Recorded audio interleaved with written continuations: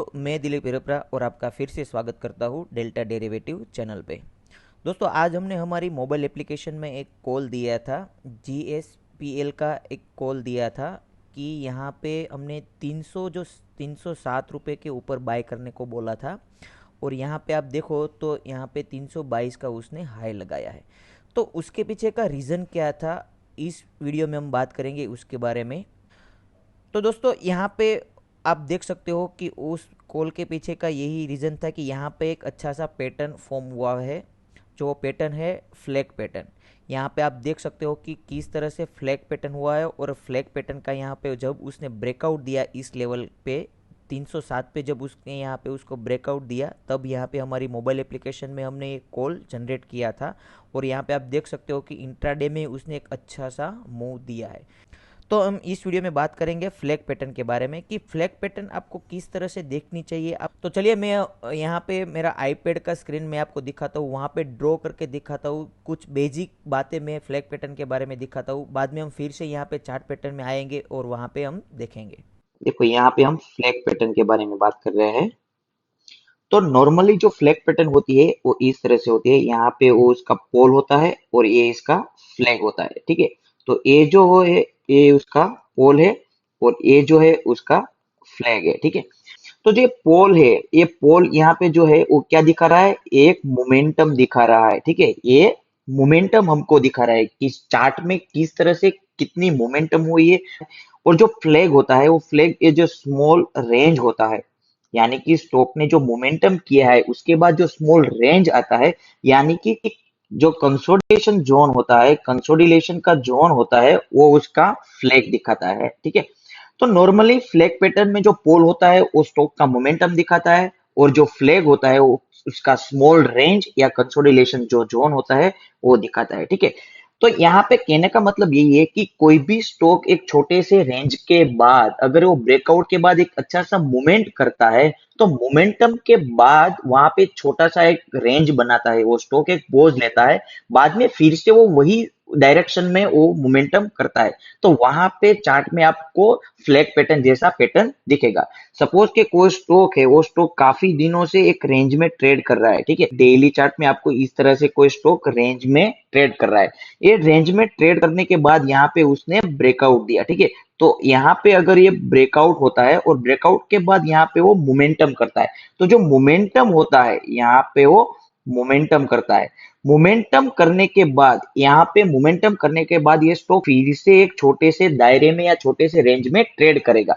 तो यहाँ पे आपको एक फ्लैग पैटर्न जैसा पैटर्न चार्ट में डेवलप होगा। ठीक है, तो फ्लैग पैटर्न होता है किसी भी तरह का होता है, मतलब कि आपको फ्लैग पैटर्न इस तरह से भी दिखेगा, आपको फ्लैग पैटर्न इस तरह से भी दिखेगा। मतलब कि मोमेंटम के बाद जो उसका कंसोलिडेशन जोन आता है, जो स्मॉल रेंज आती है, वो आपको किसी भी तरह पे दिख सकता है चार्ट में। आपको यहाँ पे इस तरह से भी दिख सकता है, इस तरह से भी दिख सकता है, चार्ट में आपको यहाँ पे इस तरह से भी दिख सकता है कि स्टॉक में मोमेंटम के बाद सपोज कि कोई स्टॉक है, वो स्टॉक ने यहाँ पे मोमेंटम कर लिया है, ये स्टॉक ने यहाँ पे एक अच्छा सा मूव कर दिया है। तो एक अच्छा सा अप मूव के बाद स्टॉक में यहाँ पे अच्छा सा मूव के बाद यहाँ पे ये स्टॉक छोटे से एक रेंज में फिर से ट्रेड करेगा।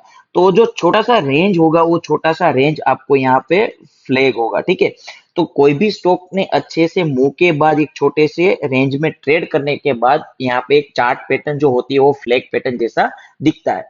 यहाँ पे हम उसका मतलब समझ लेते हैं।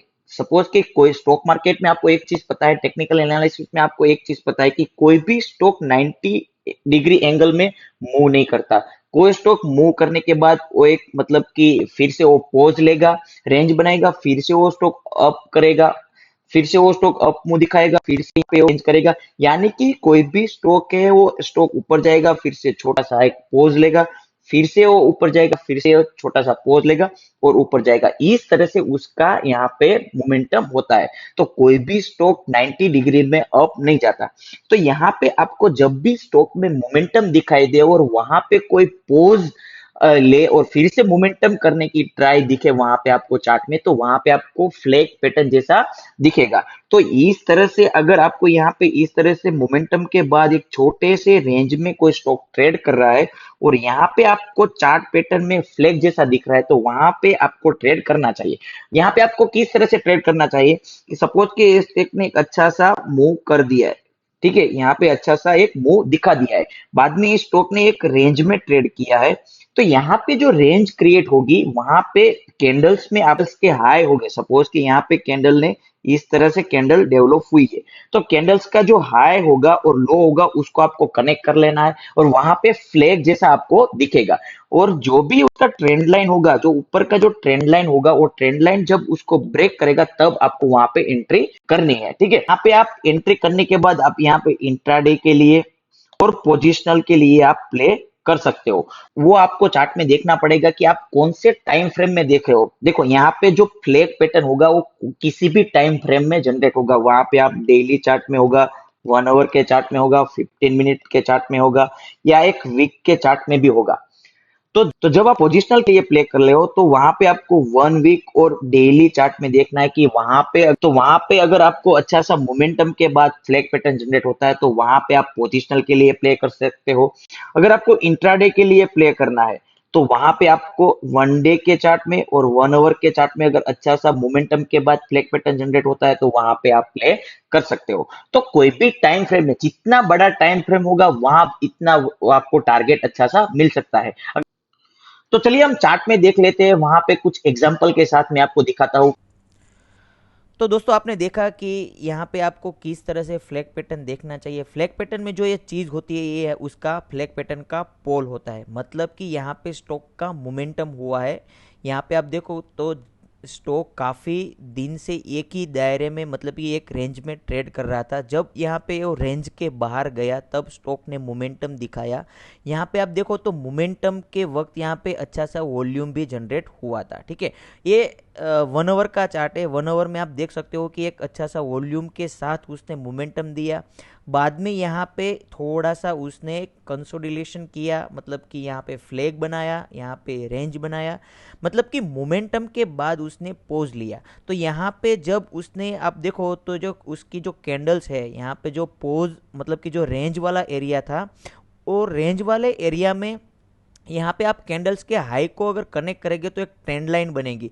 जब इस ट्रेंड लाइन को यहाँ पे उसने ब्रेक किया तभी यहाँ पे हमने वो लेवल प्रोवाइड किया था हमारी मोबाइल एप्लीकेशन में। तो अगर आपको इस तरह से फ्री में कॉल चाहिए तो आप हमारी मोबाइल एप्लीकेशन डाउनलोड कर सकते हो। उसके लिए आप प्ले स्टोर में या ऐप स्टोर में जाके बड़ा प्रॉफिट सर्च करोगे तो वहाँ पे आपको इस तरह से आइकॉन वाली एप्लीकेशन मिलेगी, उसको आप डाउनलोड कर सकते हो। वहाँ पे आपको डेली बेसिस पे इस तरह से एनालिसिस वाले आपको लेवल मिलते रहेंगे, तो उसको आप स्टडी कर सकते हो, देख सकते हो। तो यहाँ पे यही लॉजिक था। यहाँ पे एक अच्छा सा फ्लैग पैटर्न फॉर्मेट हुआ था, इसी बेस पे यहाँ पे हमने वो ट्रेड जनरेट किया था। तो दोस्तों आप भी इस तरह से फ्लैग पैटर्न देख सकते हो, यहाँ पे आप चार्ट में प्रैक्टिस कर सकते हो। यहाँ पे जो उसका पोल है, मतलब कि जो उसका मोमेंटम है वो मोमेंटम अच्छा होना चाहिए, एक अच्छे से वॉल्यूम के साथ होना चाहिए। और ये मोमेंटम के बाद यहाँ पे आपको देखना है कि जो उसका रेंज वाला एरिया होता है, फ्लैग वाला जो एरिया होता है, वहाँ पे आपको कैंडल के जो हाई होते हैं उसको कनेक्ट करना है, एक अच्छा सा ट्रेंड लाइन ड्रॉ करना है।